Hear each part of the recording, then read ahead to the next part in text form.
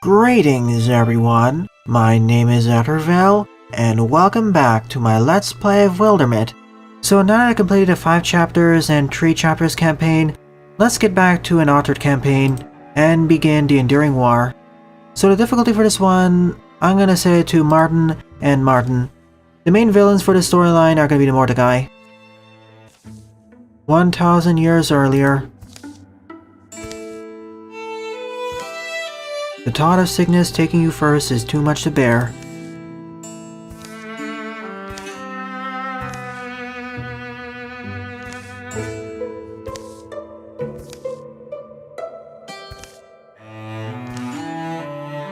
And things in the dark can be left unseen, until suddenly they can't.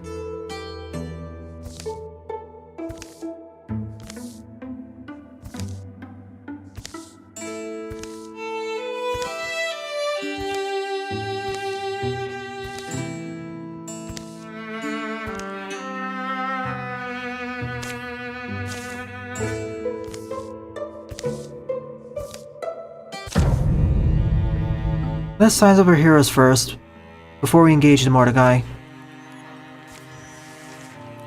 So we have Lilma, the compassionate poet, who is a future warrior, Lance, the greedy poet, who is a future ranger, and Swan Holmgrant, the compassionate romantic, who is a future mystic.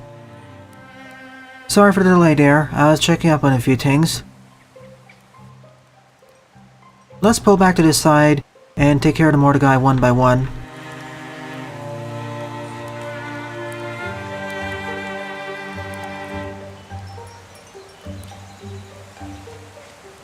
Let's wall together.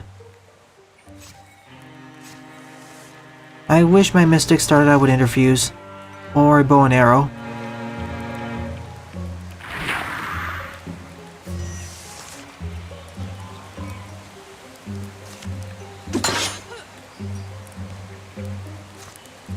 Gee, thanks.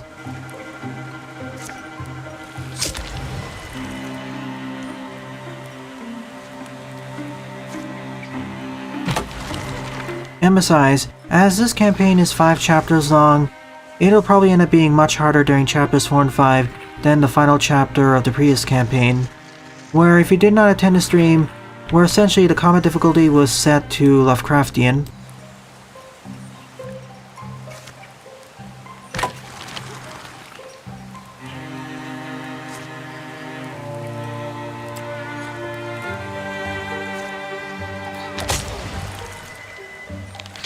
Well, Swan's gonna fall. There's nothing you can do for her. Or not. Maybe Lilma will be the one to fall.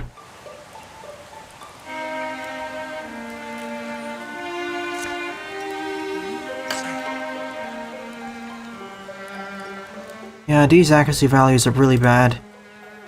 My heroes are at a really big disadvantage when starting out like this. Until I get the first skill sets, they're basically just mincemeat.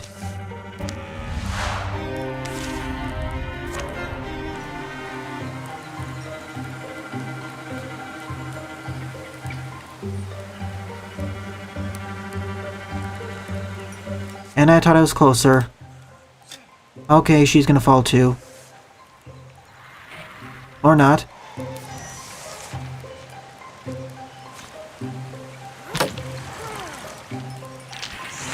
Thank you for pulling through with your pans, Swan.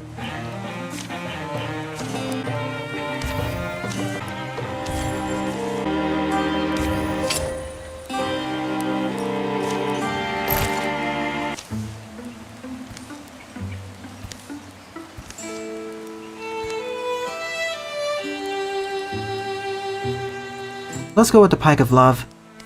After all, it's love versus heartless machinery.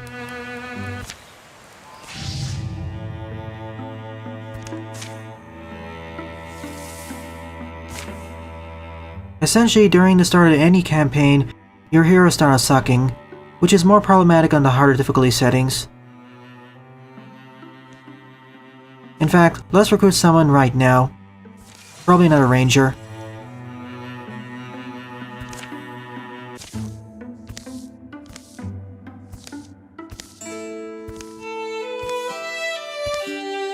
Actually, no, I don't want another ranger now. I want another warrior. I need more defenses ASAP.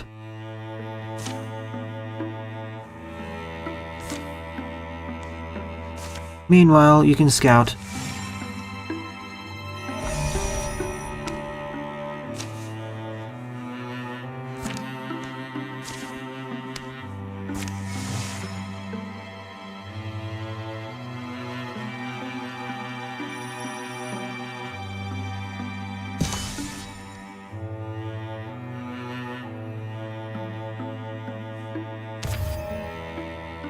In that case, I'll give him a lance.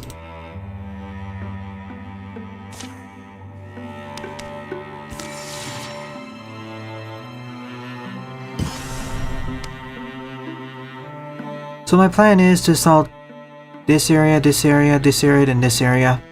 Actually, no, I'll probably go here, here, then here.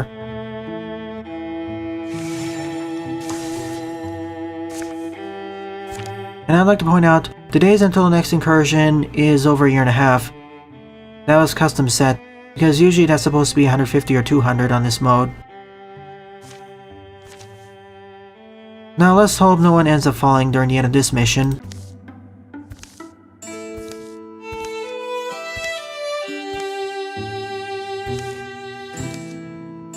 I'm not reading through the narration here as I've done so before.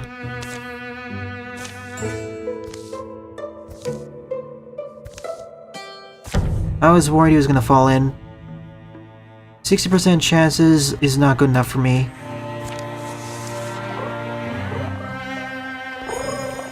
I really want that water spear for one of my archers. Okay, Alden, you'll have to open the door then.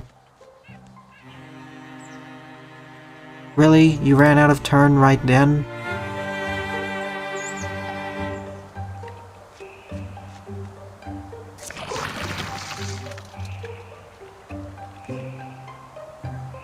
Alright, Lance, take the risk.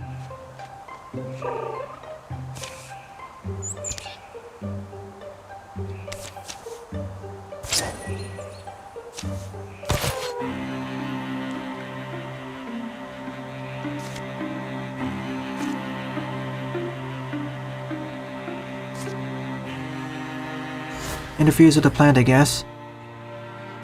And set this on fire.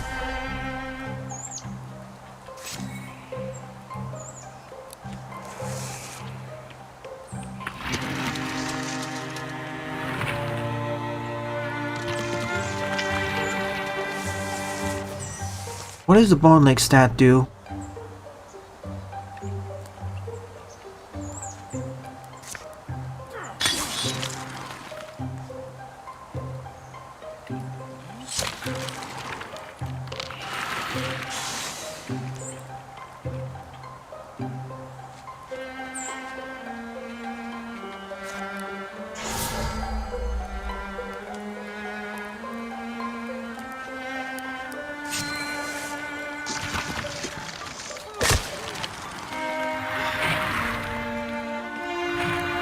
Ah, good. The enemy damage values aren't as crazy now. Sometimes I wish I started out the campaign with easier enemies, or slightly more competent heroes, or perhaps in a custom campaign, one of our starting characters is somewhat experienced already.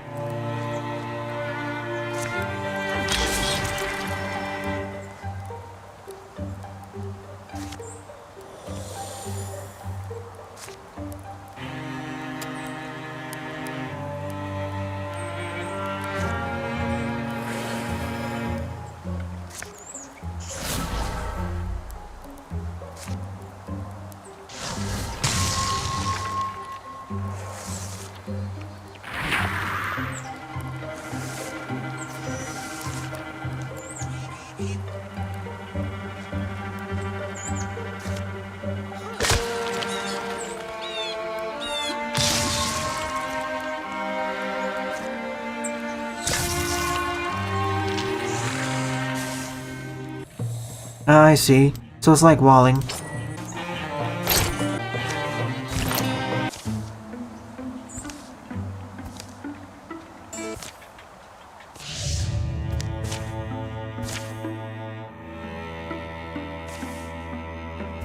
Might as well gain some more resources and new items. That's one of the mistakes I'd done during the previous campaign. I rushed forward too quickly. It didn't cause too many problems during the last chapter, but caused a lot of grief during the first chapter and the first half of the second chapter.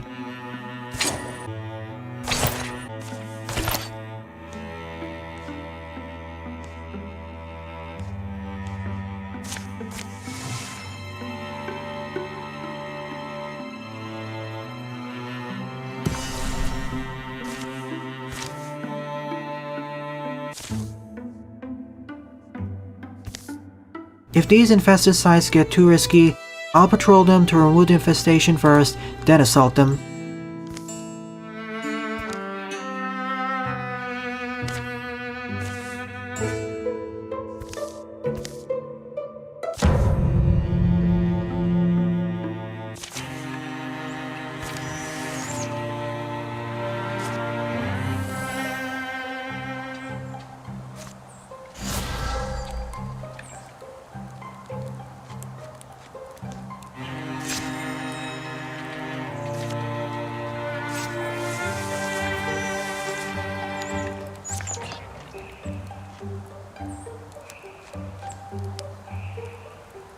Well, that kinda sucks. All the enemies are in here.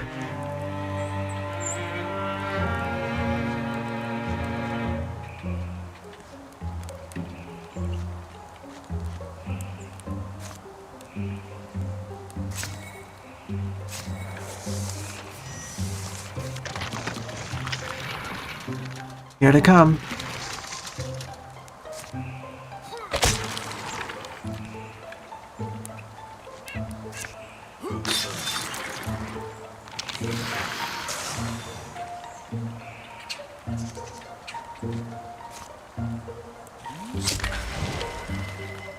Excellent stunt there.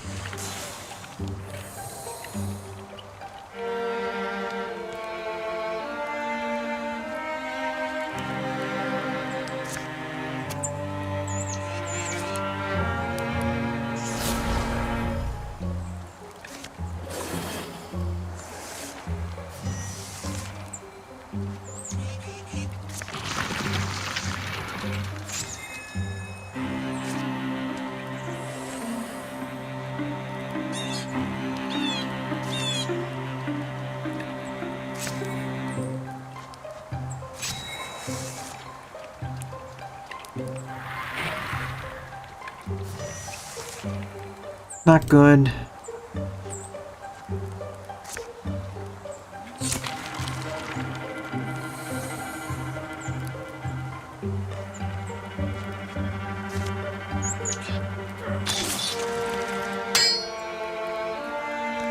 Of course he missed the shot.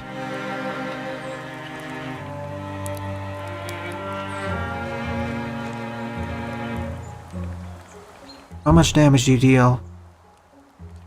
She'll be able to survive it. I didn't mean to go that close. I meant to just go the one square behind it.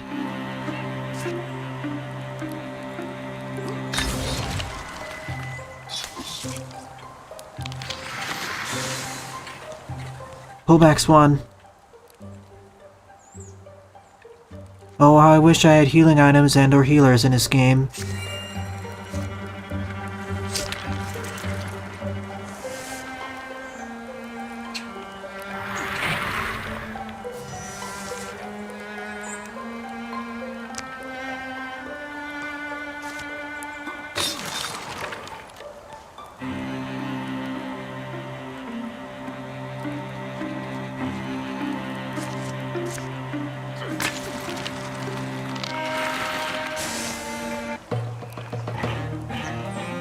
A bit more harrowing, as if Lima fell over here, she'd be dead. If a character falls more than once during the same chapter, they will perish.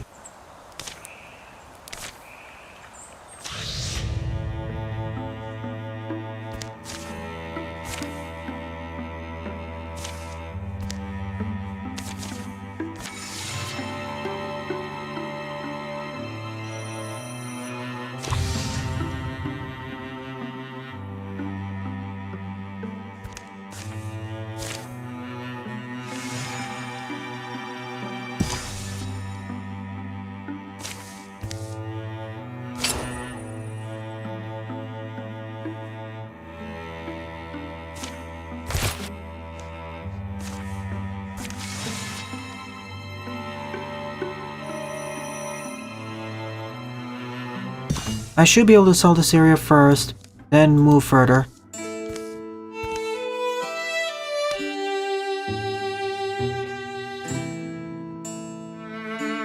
Let's take the transformation. Yeah, let's do it.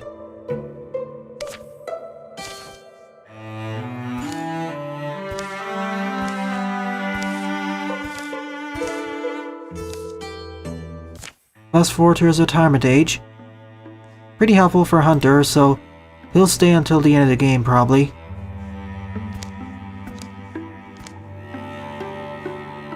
He does have a relationship with Wildermyth though.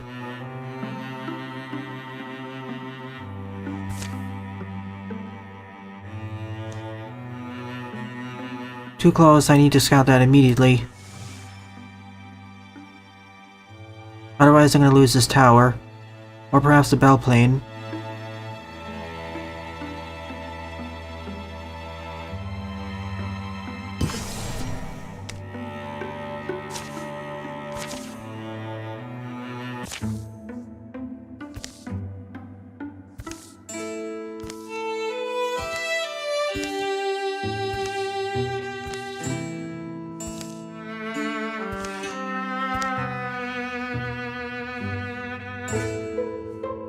Let's be more aggressive.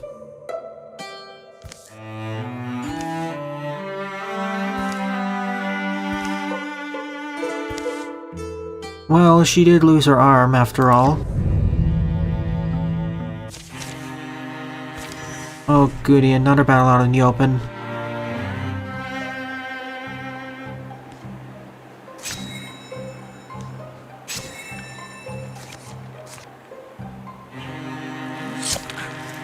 At least try softening up a bit.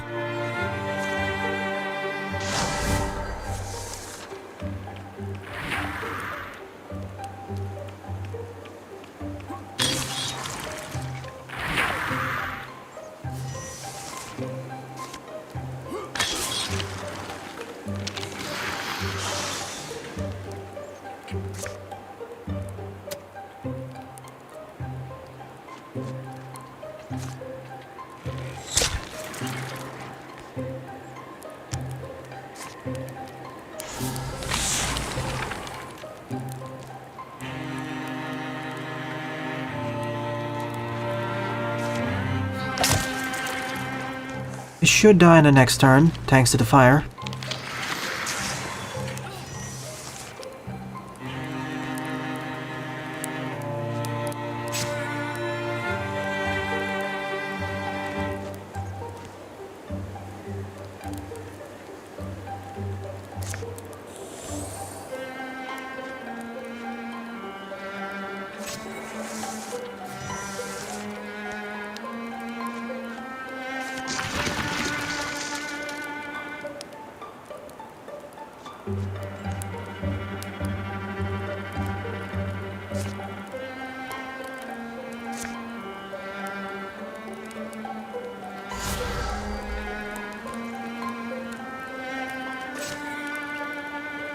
Can't fire leash, so I'll just wait. And hope for the best.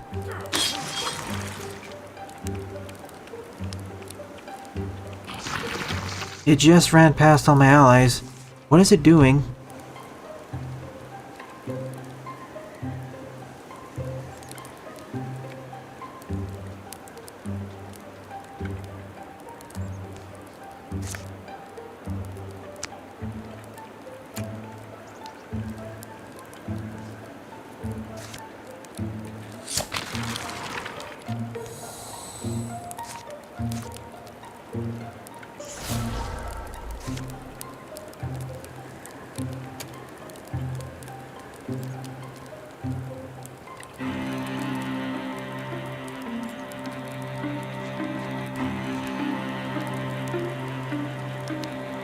This is gonna hurt.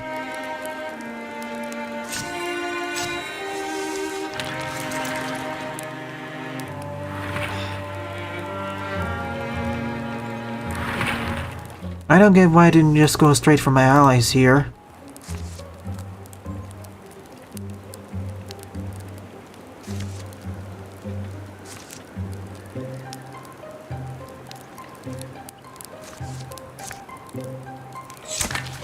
As such, it got destroyed now.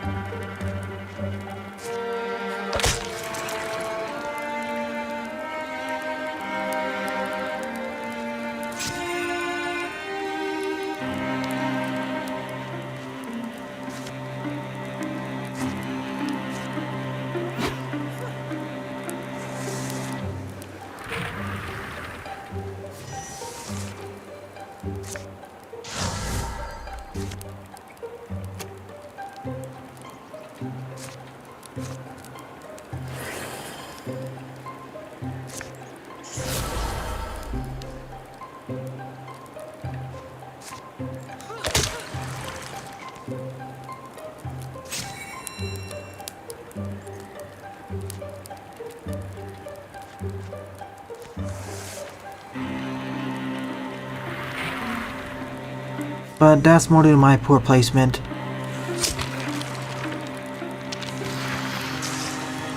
I could have finished this probably 2 or 3 turns earlier.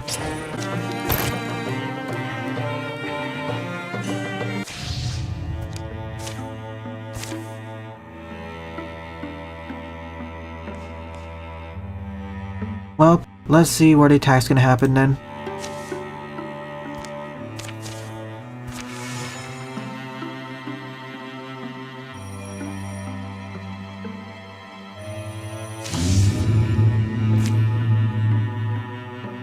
How many days? 78. We have enough time to build up defenses.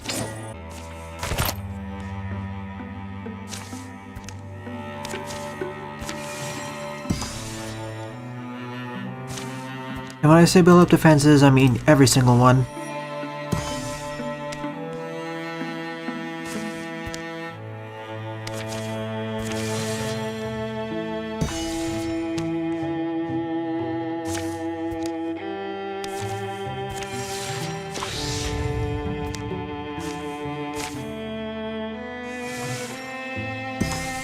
And now we wait. Meanwhile, we can build this mountain pass.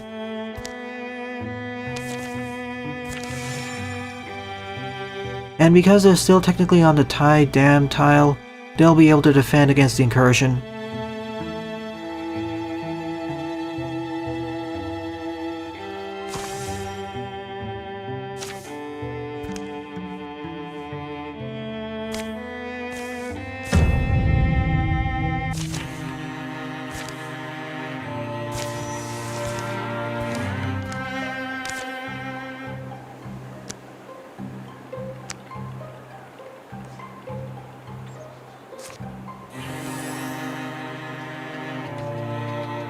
Oh, how I wish I had more rangers.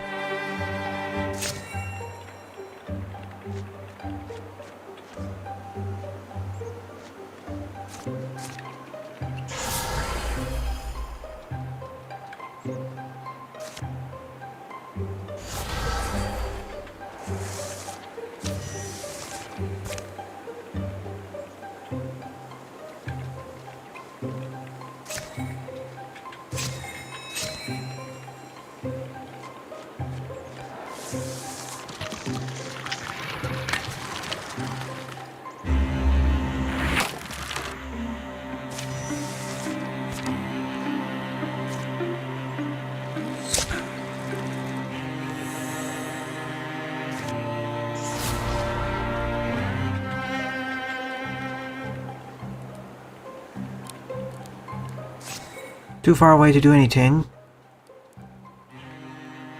Fire once every other turn, so might as well spam it.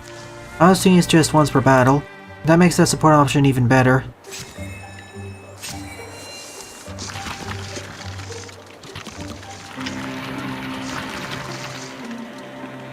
Here they all come at once.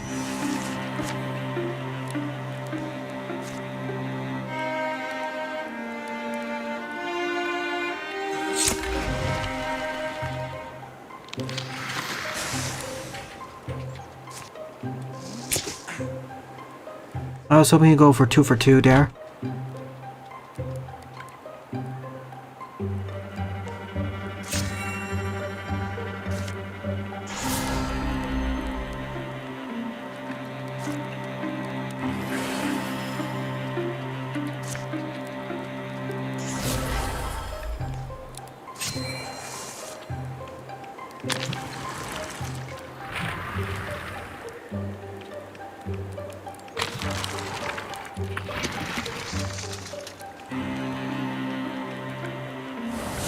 Oh no, that's bad. They pierced right through.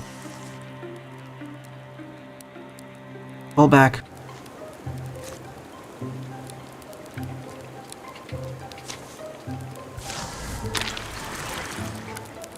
The welding will die in the next turn, so... In any case, we need to pull back. I didn't think they'd have that move.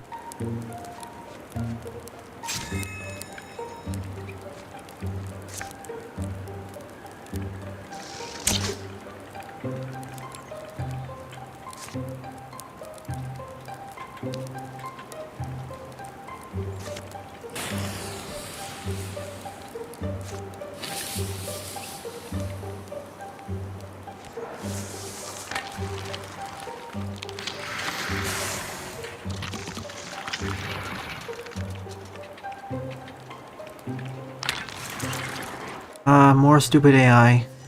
Why did you think that was a good idea there, welding?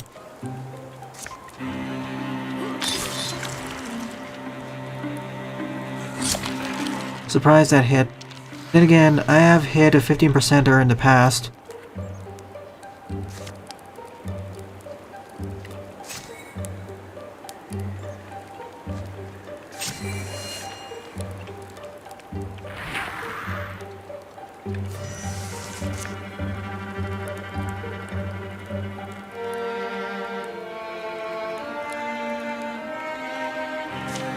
Let's take the risk.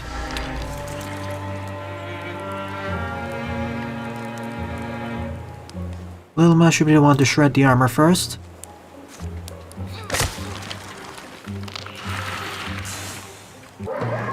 Mission accomplished. These barricades are very handy. Alright, finally something that's more appropriate for Alden. Remember the skill I got from him? That'll work better if the enemies are in range, so I'm gonna give him weaponry which has the longest range.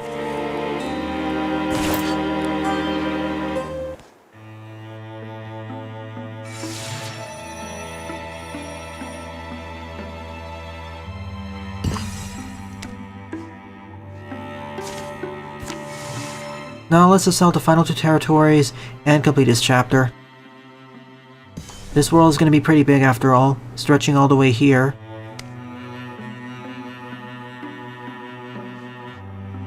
Do we have the time for patrolling?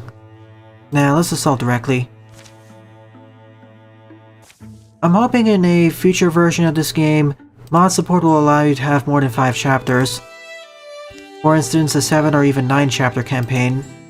Combined with possibly increasing the max party size from 5 to something else like 7, 9, or 12, that will make for a very fun campaign.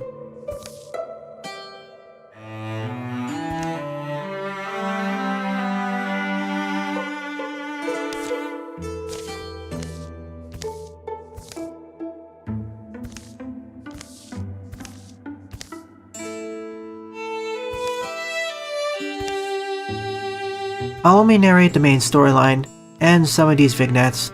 That way I can get through these comics faster. Oh hi there, Trixels. I've been waiting for you to come back.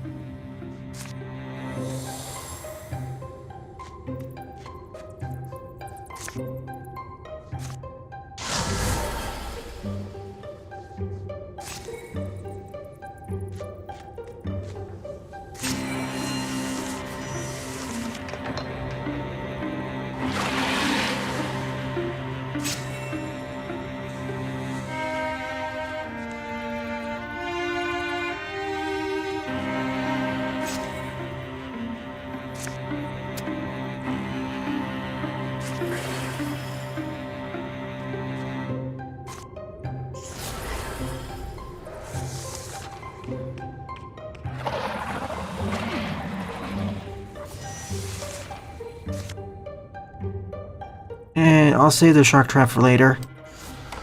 No, that's not what I wanted to do. Once again, I wish there was an on-screen cancel option. Minor complaint, but it'd make the experience smoother.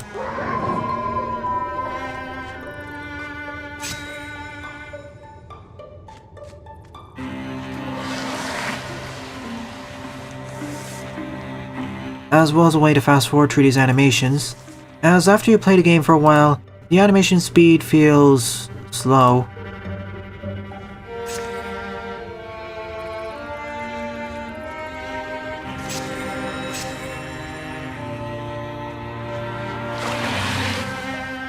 Can they seek me out?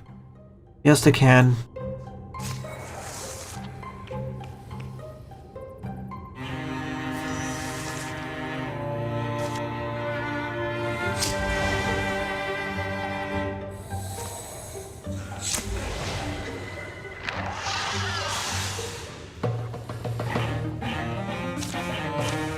I want Stalwart.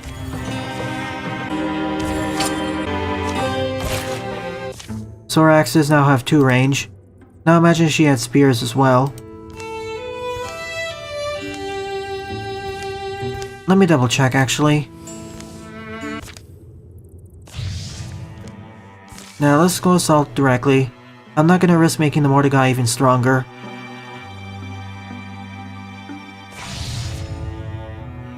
And yet they get stronger anyways.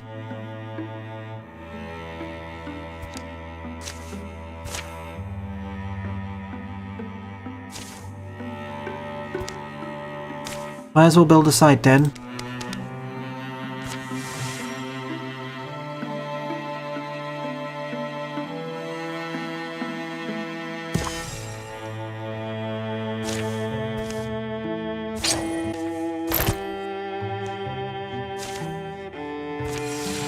And now let's actually finish the first chapter. Dismiss it. I'm gonna just finish this now. And begin the assault on the Gold Plow Foundry.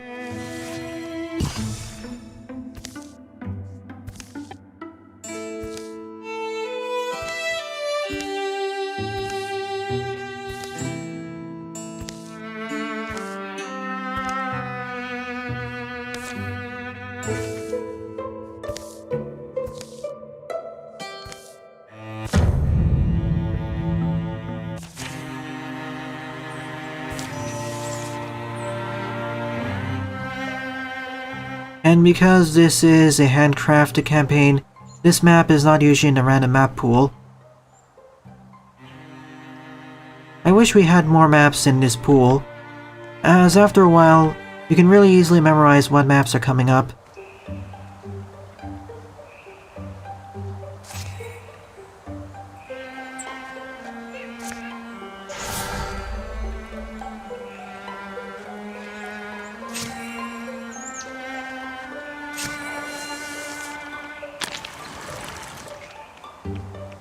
Stupid Spectic. You should not have walked in here. You could have gone all the way around here.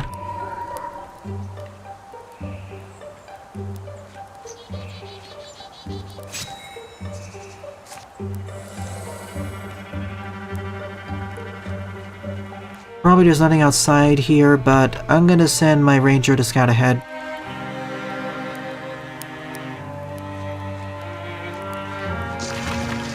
See what I mean? There's a Spectic there. But I'm gonna send Lance to scout ahead.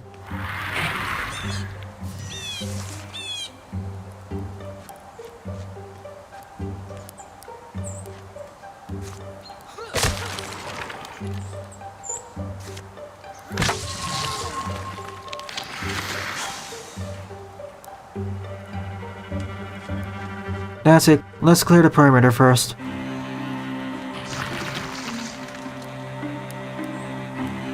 I was lucky that one wasn't hit there.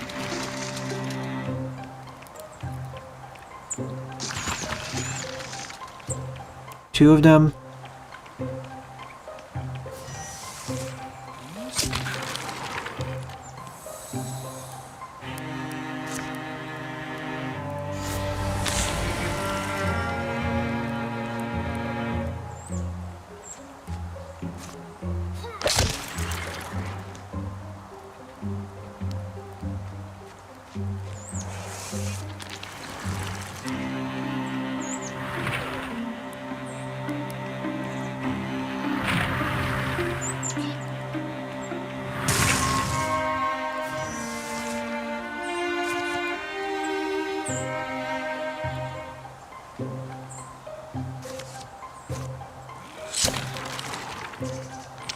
I'm still surprised they're not going for Swan, and instead going for Wildermyth.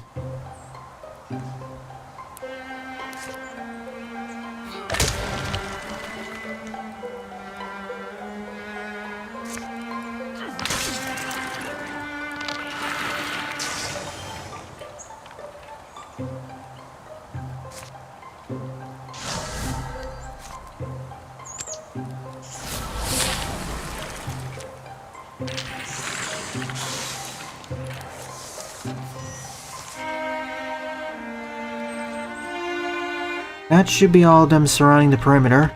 I hope at least.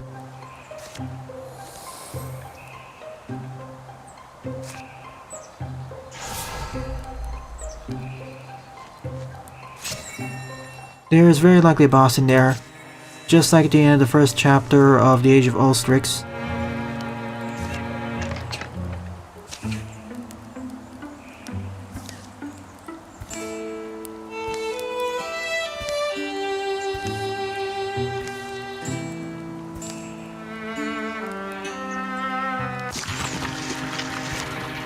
Okay, so we have a new companion, Corrode Sturdywort, but he's already on the older side. And he's related to the Deepest, or was attacked by the Deepest. You know what? Just make a run for it.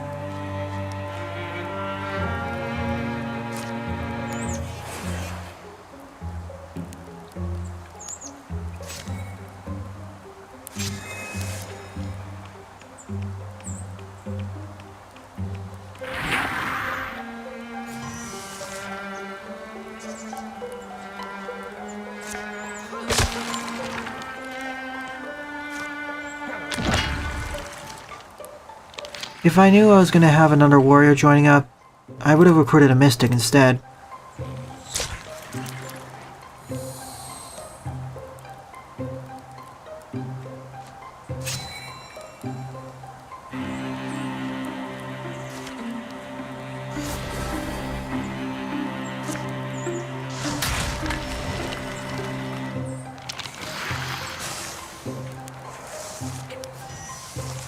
Only one more foe left.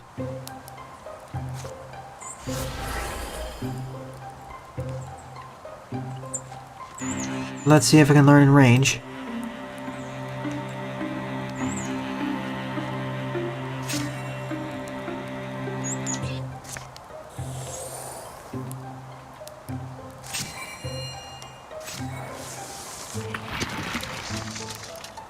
Trying to sneak behind me, I see.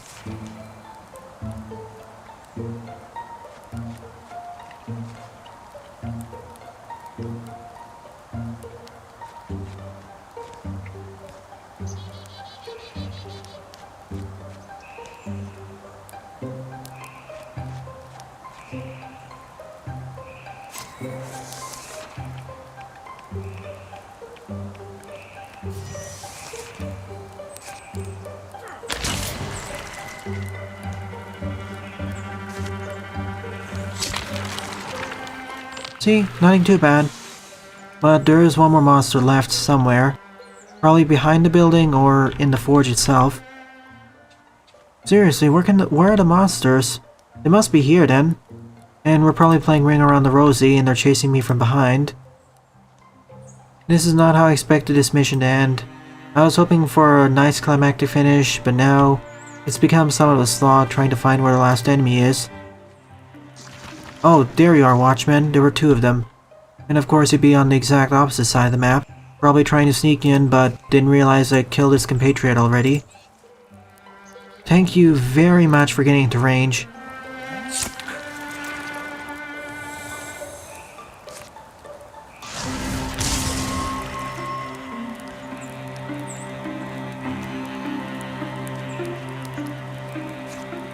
Not a good way to end off this chapter.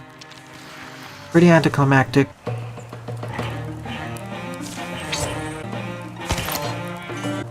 I'll go with Hobble. I want more support.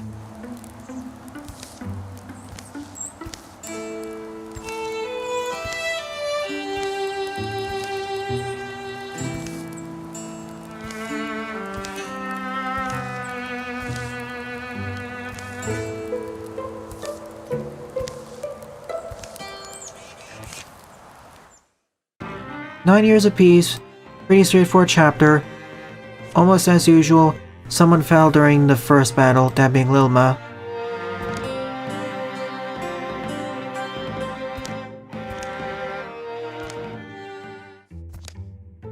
At least she found a love interest.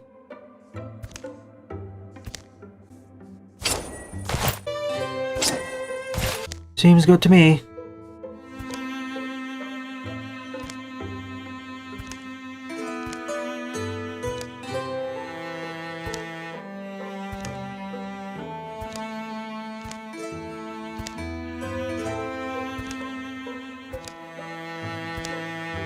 Swan had visited Korod a few times.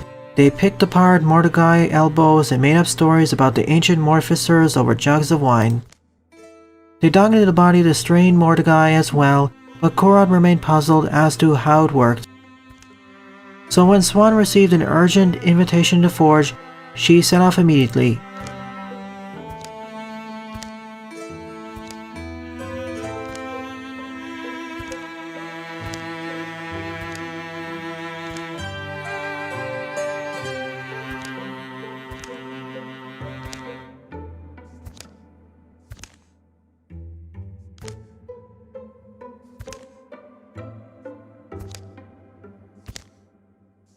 Wonderful, another super weapon. I love the Sea Spear during the Age of Ostrix.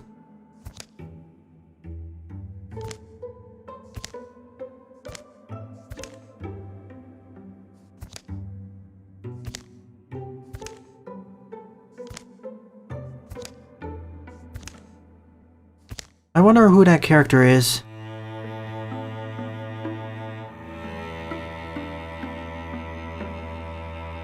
Clear all the Mordecai sites and assault this place. But first, we need to recruit another ranger.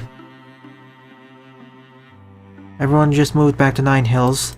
I wish they stayed over here or here.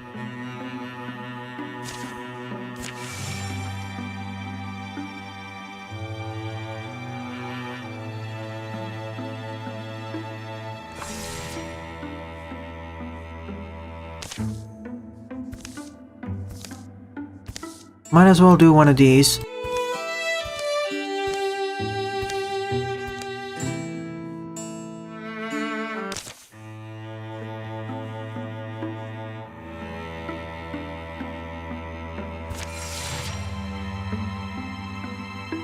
And better yet, the opportunity is in the same spot as where I wanted to go in the first place.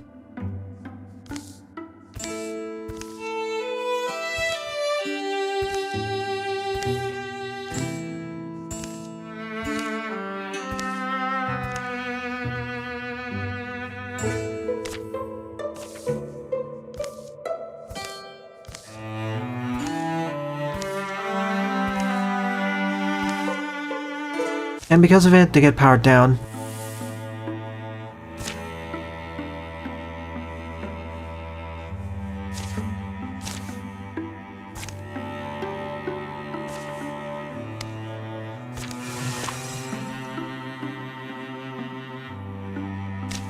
You know what this means.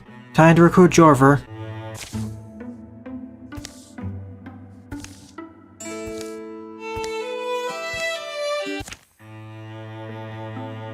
He was an awesome hunter during the 5-chapter campaign.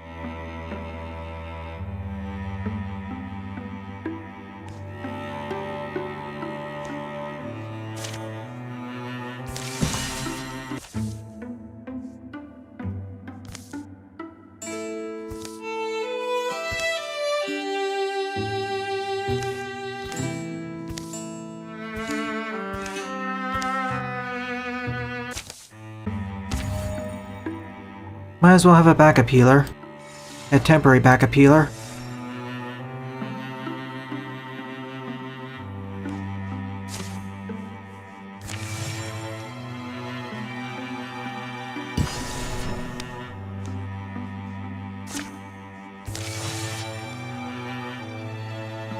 Please don't get ambushed.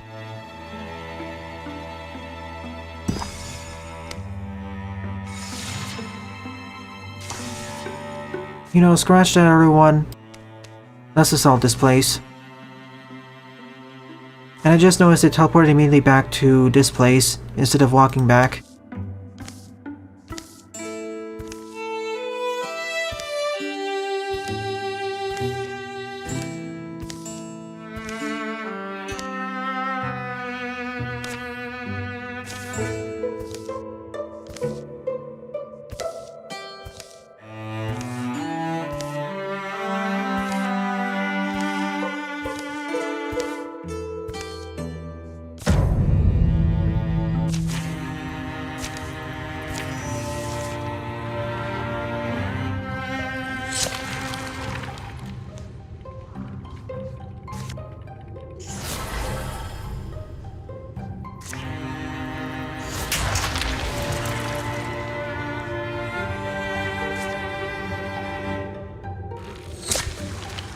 Now anyone can take it out.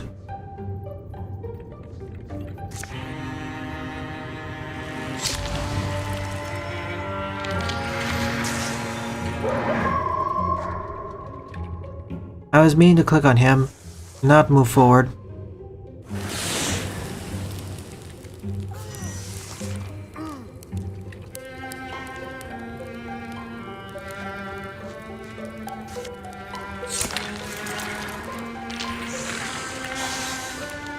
What bow do you start out with?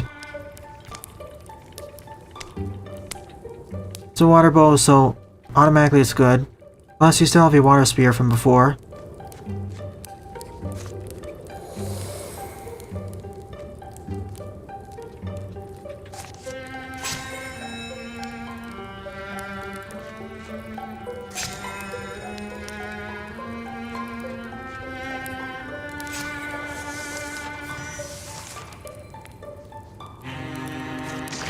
You even have your fire chicken from before. I'm amazed he stuck by him for this long. I guess the power of friendship and all that.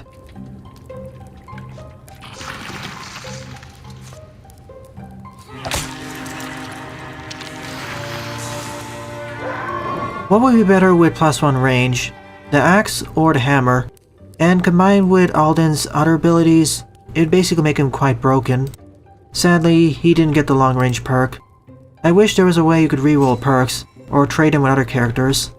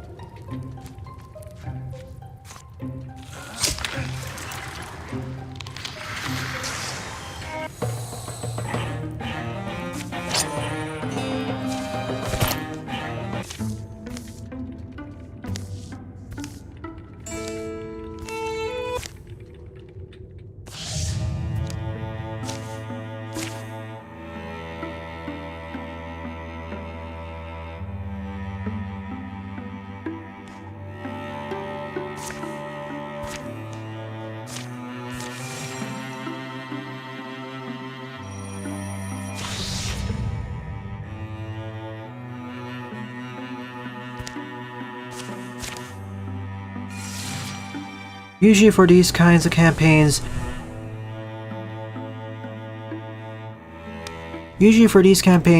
I want to focus on cancelling the power-ups of the main enemy faction I'm battling.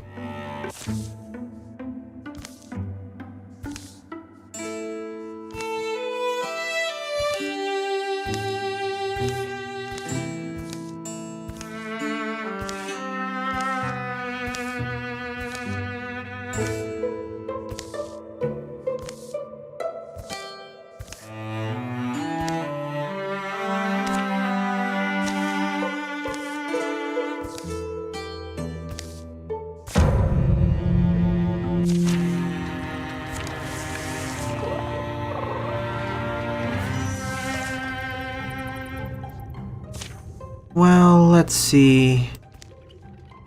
Sure, let's give her that. What does the Leaf Spirit give me? 2 temporary health to the hero. Better in the early game, but loses luster in the late game.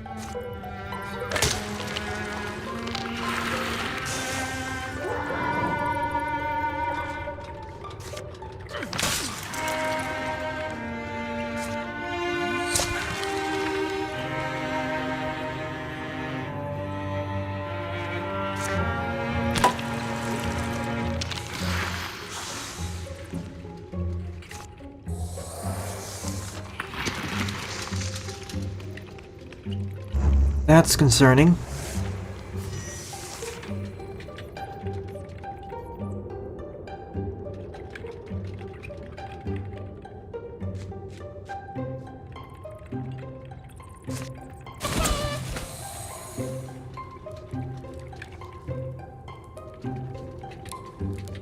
Actually, no, that's a bad idea. It may spread to the wrong area.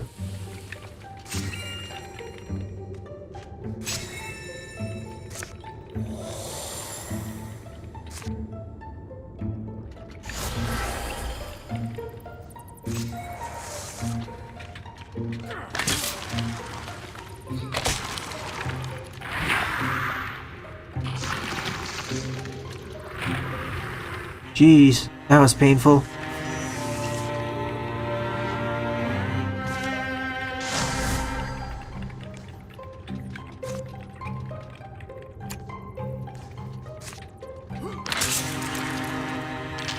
Two of you are gonna have to rush forward. This is not a good situation.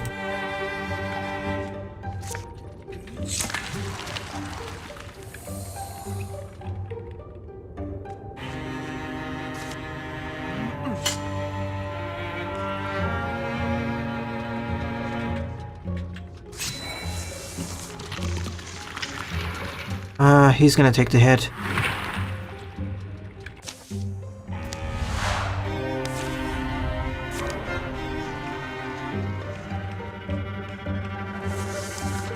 Well, this has gone south.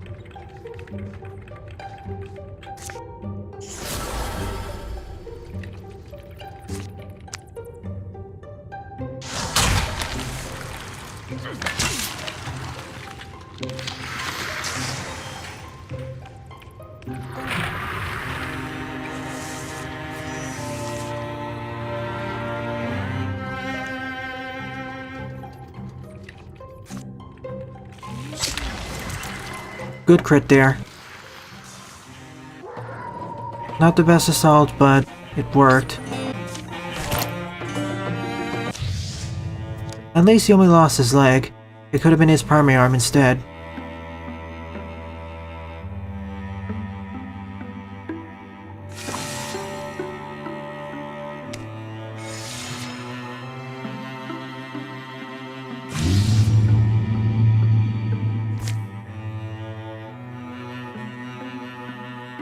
Well, I don't even have access to that, so that's not a problem.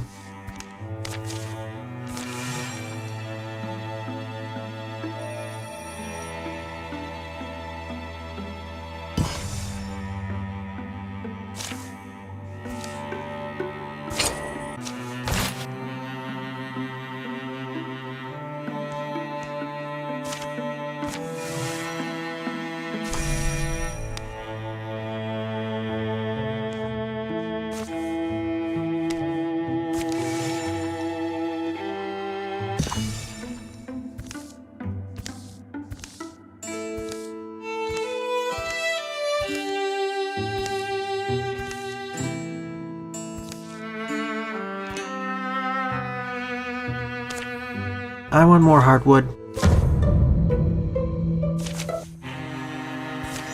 Oh, it's just a forest guardian.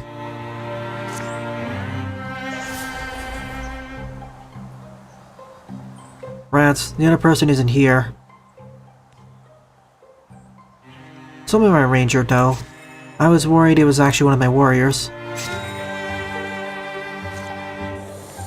If one of them wasn't there, things could have gotten dicey really fast.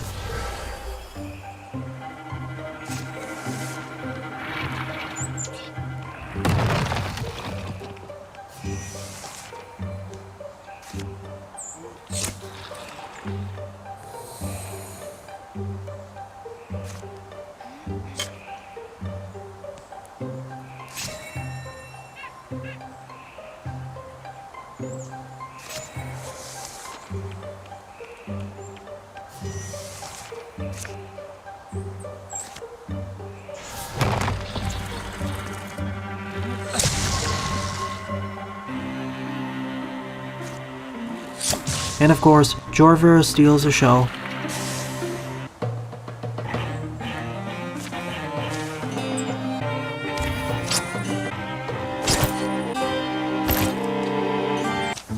With mystics, them having more damage is much more crucial than my warriors. For hunters, it's in between.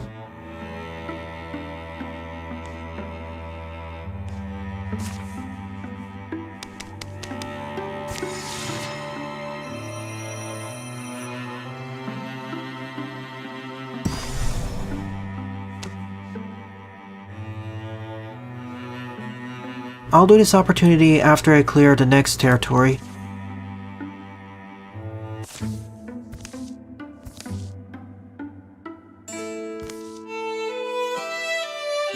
Because it appears that every time I clear a hero's opportunity, they immediately level up.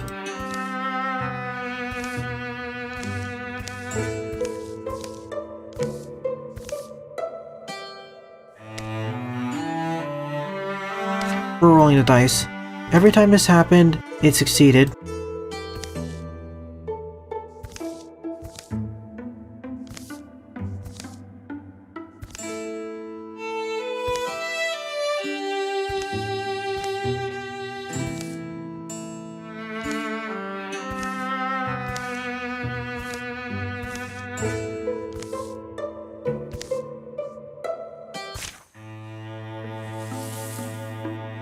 I thought that was a negative outcome.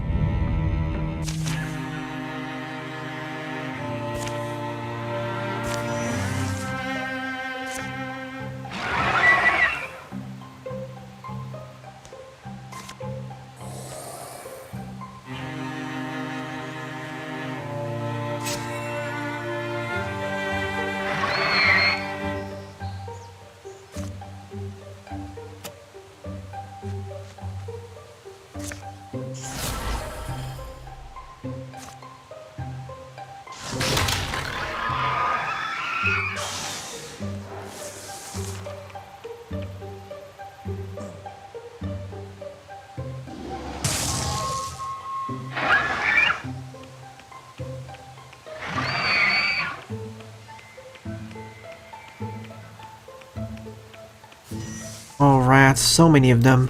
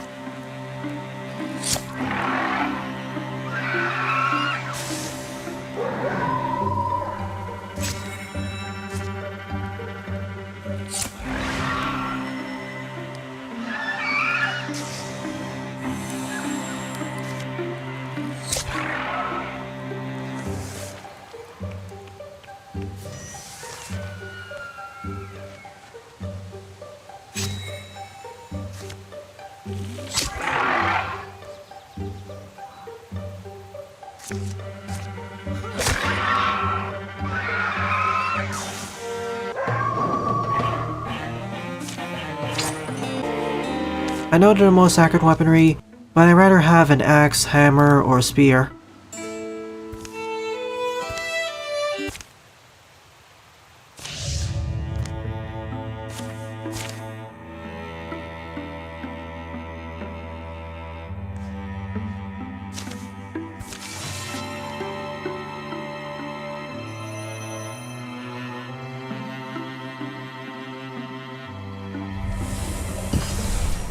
So let's put a stop to it immediately.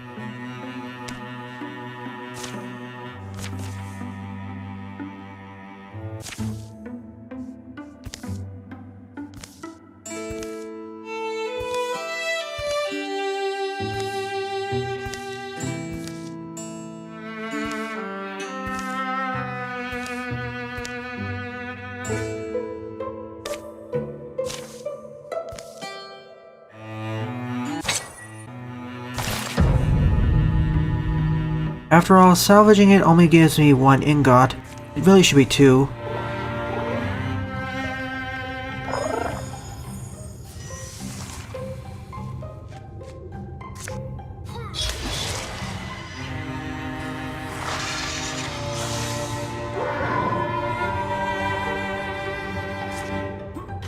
In fact, I wish there was a way you could dismantle elemental weapons and reacquire the elemental spirits for future use.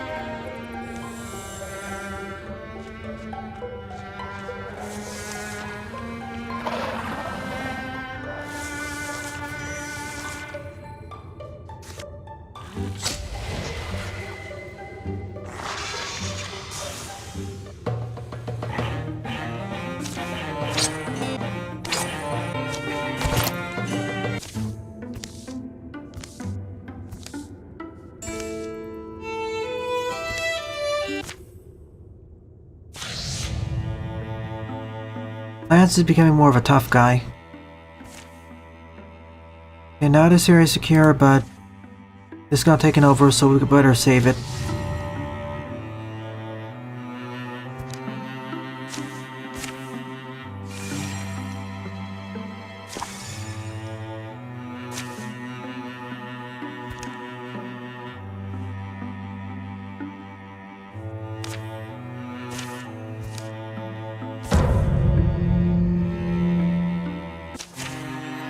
Lance is still low on health dose.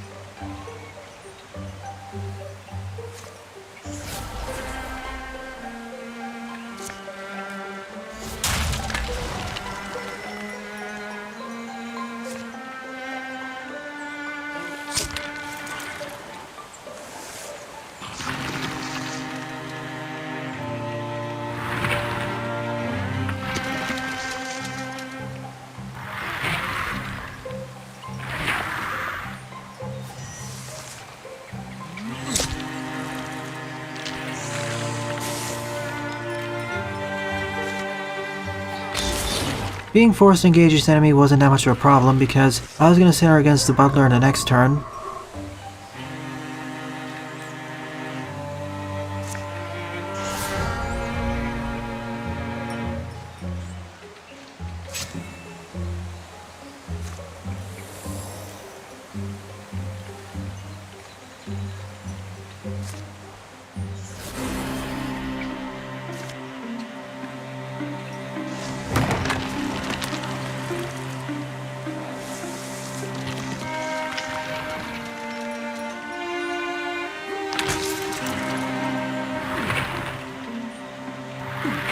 And Alden is basically invulnerable now.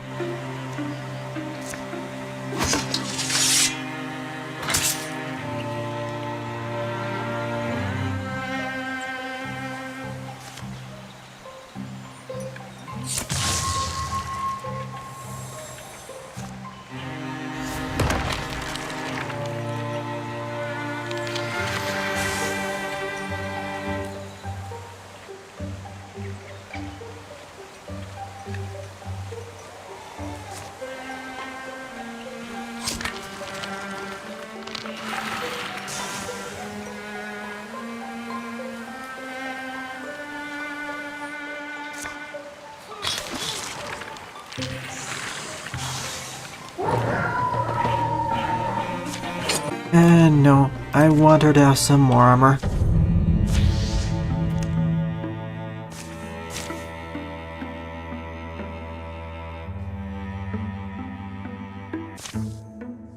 Both he and Lilma need their opportunities.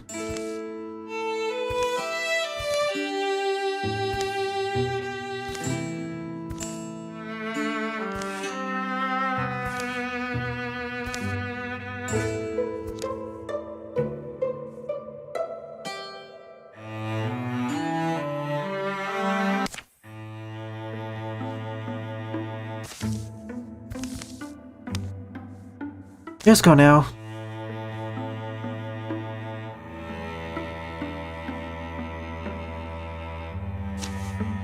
And Lance is forced to come with us.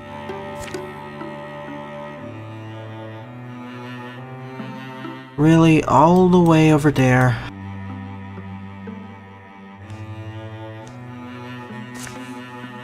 No thanks, I'm canceling it. There's no way I'm going that far.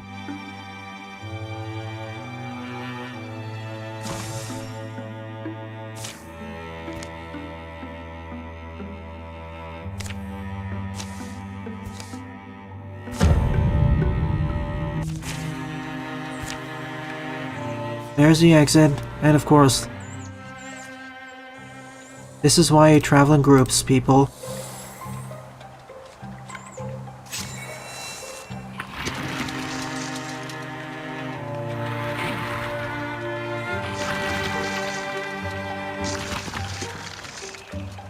I'm probably just gonna run for the exit.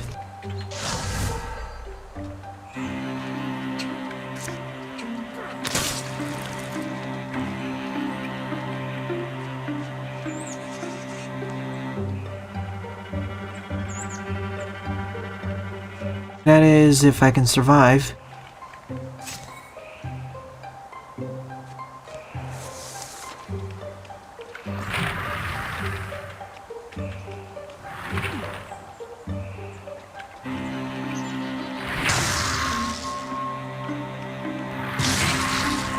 See what I mean? Alden took the hit.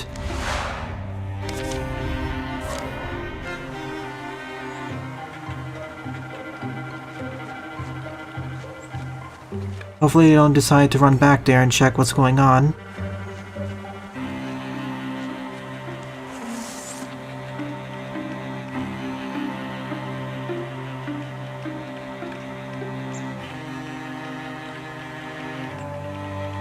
Good, they still think I'm over there.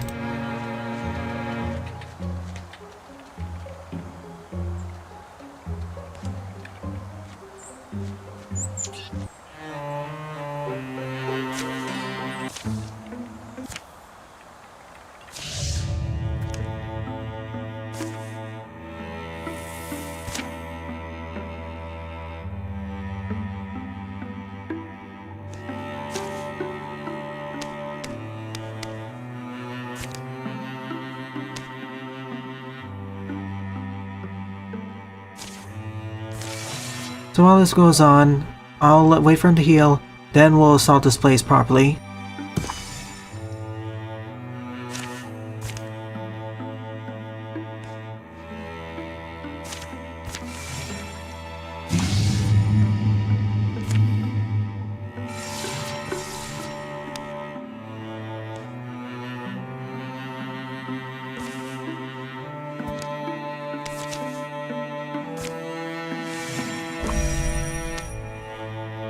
Well, it cleared itself out already.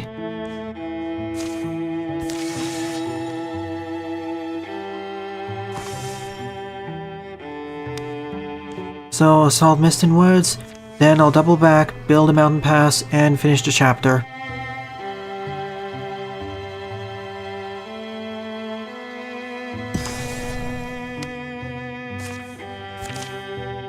Again, this is why, especially on the hard difficulties, going with groups of 3 or less through these infested tiles is a gamble.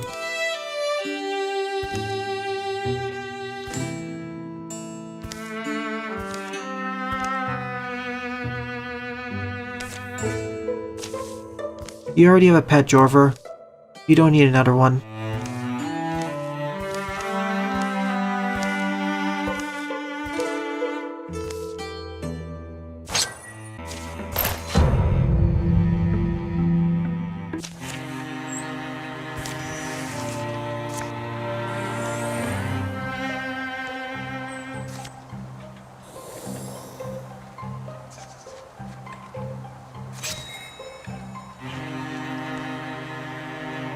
Once again, he only lost a leg, so effectively made him even more powerful.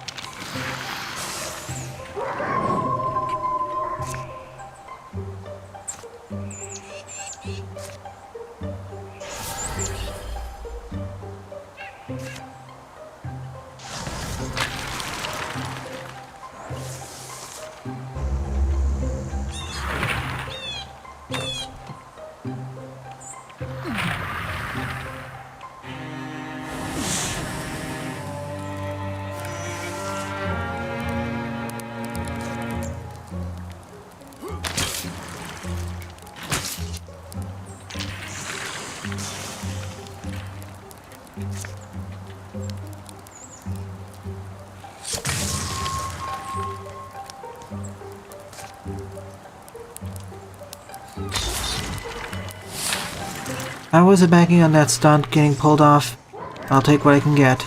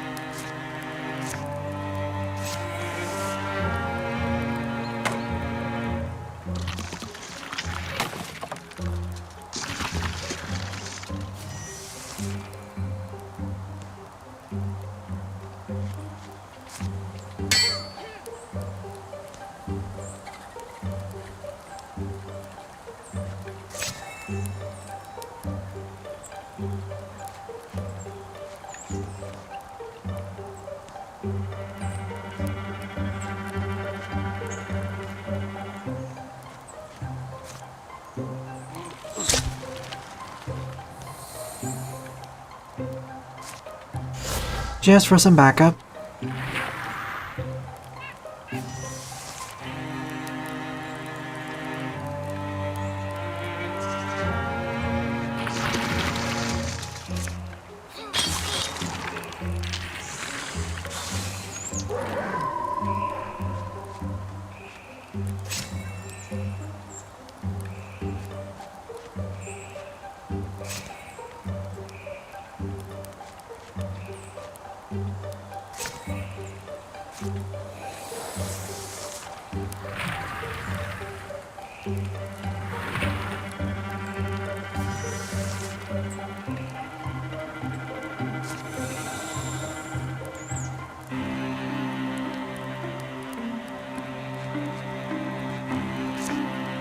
Please hit.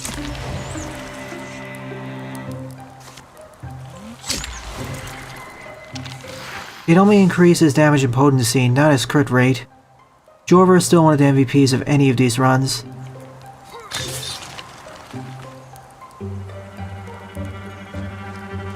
Crossing fingers this hits. Otherwise Alden would have died, very likely.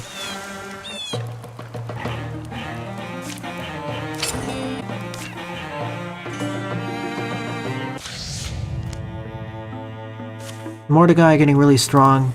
I'm not playing this optimally. Last but not least, build a mountain pass. Yet again, I wish there was an option to fast forward time, as during these sections I'm just waiting around for stuff to happen. So without further ado, let's assault LNA Air Engine. They found Cord waiting at LNA Air Engine, just as he had promised.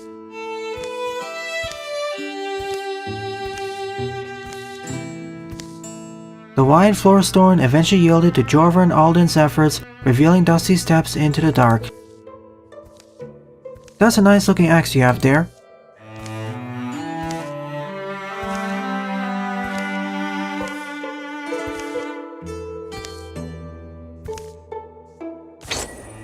I wish I could give the clock stopper to Lilma, but sadly I can't for some reason, so instead I'll give it to Alden.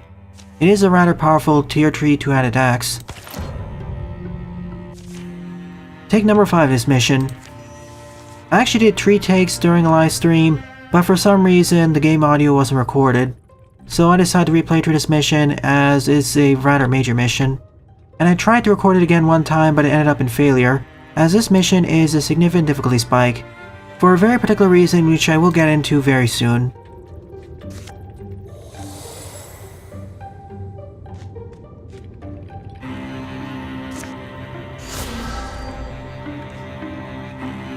All I'll say is, get your units next to the door as soon as possible, and don't open it until everyone's near it.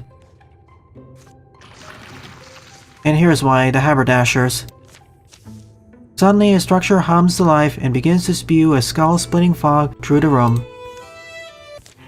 This toxic smoke will deal 1 HP damage to all of your characters per turn, and yes, it can knock your characters out of stealth as well.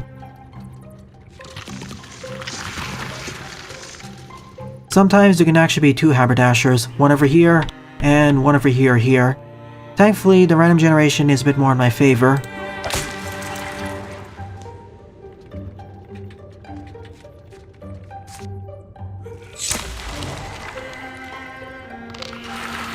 So my suggestion for this mission is to just rush forward, destroy the barricade here, and take out the haberdasher ASAP. Thankfully it can't move or attack us directly, and it has terrible avoid.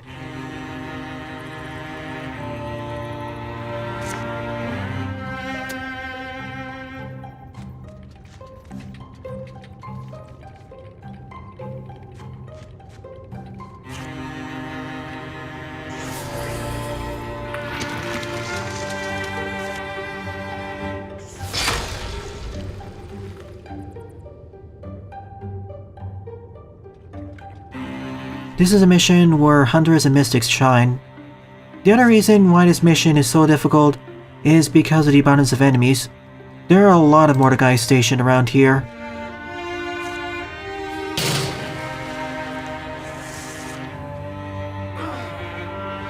Most of them are in the back room, but once they get alerted to my presence, they'll come rushing forwards.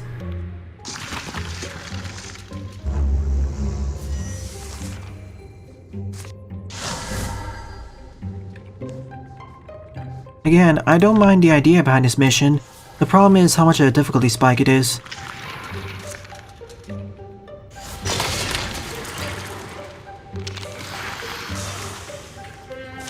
Ah, it's done.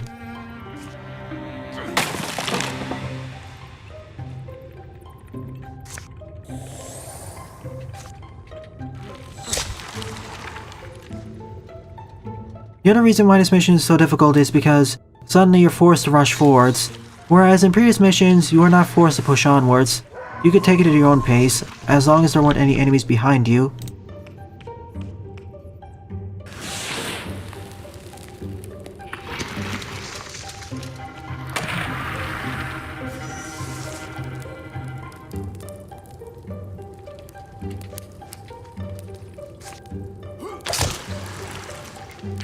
Now, I don't mind the idea behind this mission. I like how this game is implementing anti-turtling strats. We could have had an easier rush forward mission before this one, but we just jump into the fray here.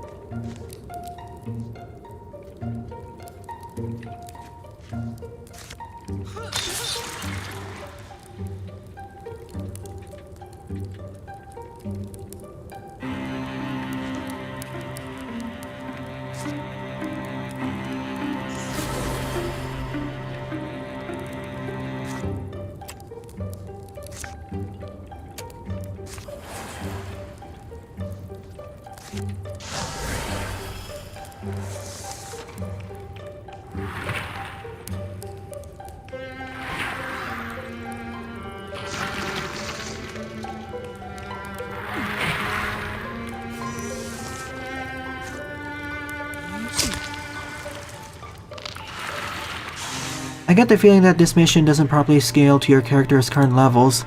That's why it's suddenly more difficult.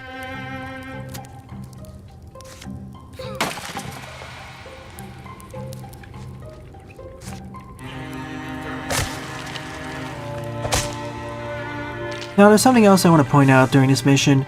I wish during the generic campaigns we had the capability of obtaining epic level gear, like the Clock Stopper. Or better yet, give us the ability to craft our own epic level gear throughout the campaign.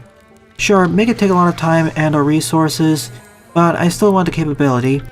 Perhaps make the hypothetical crafted legendary gear the tier 4 equipment of the game, adding more character and personalization to the game's campaigns.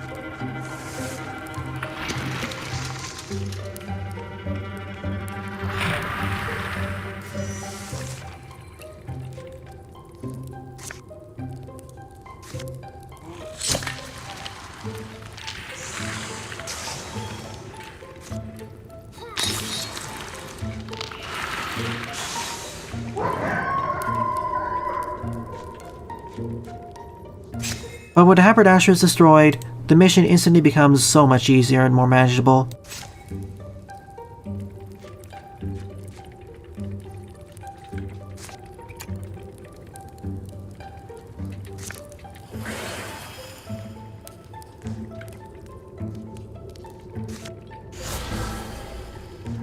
Just so I don't screw this up, I'm gonna take the rest of this mission slowly and more cautiously.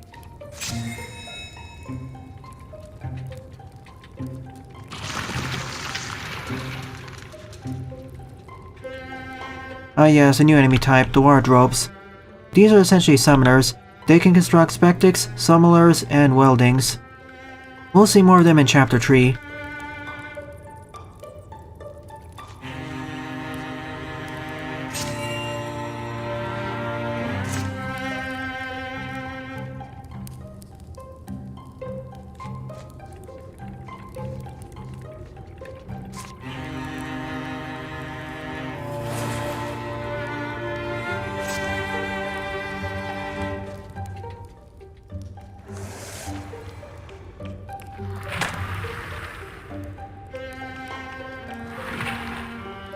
And I meant to activate the fire chicken there.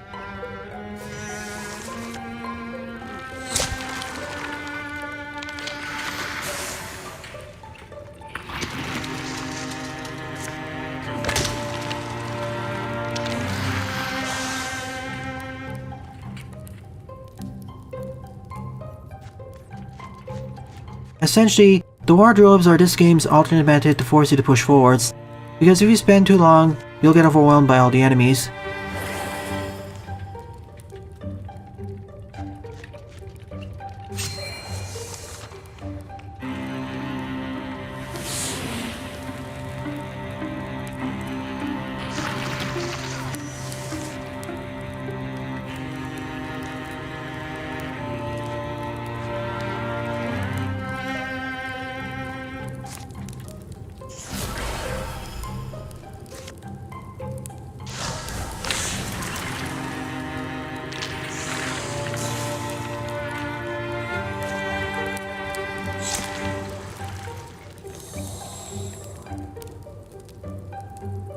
Unfortunately, the wardrobes are very tanky, both in terms of armor and warding. At the very least, they cannot attack you directly.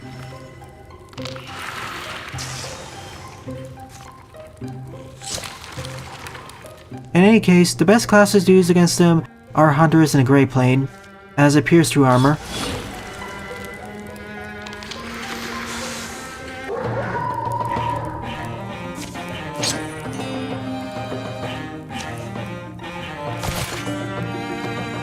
And there's Long Reach. I've been waiting for that.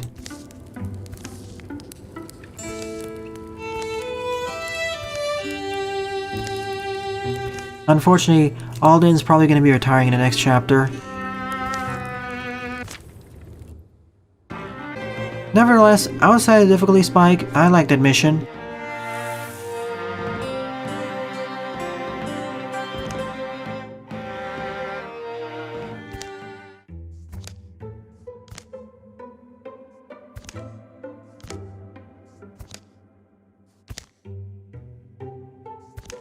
And now time to upgrade everyone's gear.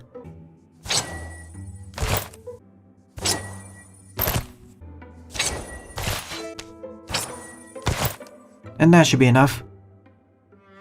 Meanwhile, more backstory as to how the Mordecai were created.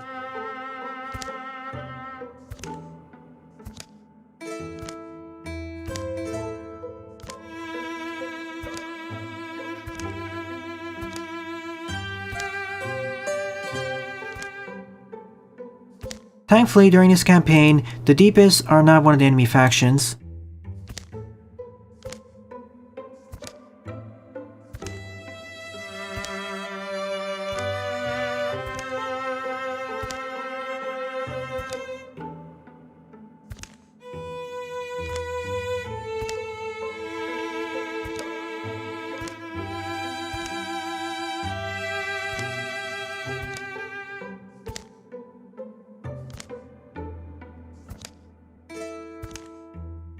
So this is a good time to end off this episode. The start of the next episode will be slightly different, but I'll get into that then. This campaign, I say, is as difficult as the previous one, even though in the previous one I set the combat difficulty to Lovecraftian, and the problems I ran into here are directly because I spent too much time securing these areas in order to get more resources. Well then, thanks for watching and have a nice day. Toodles!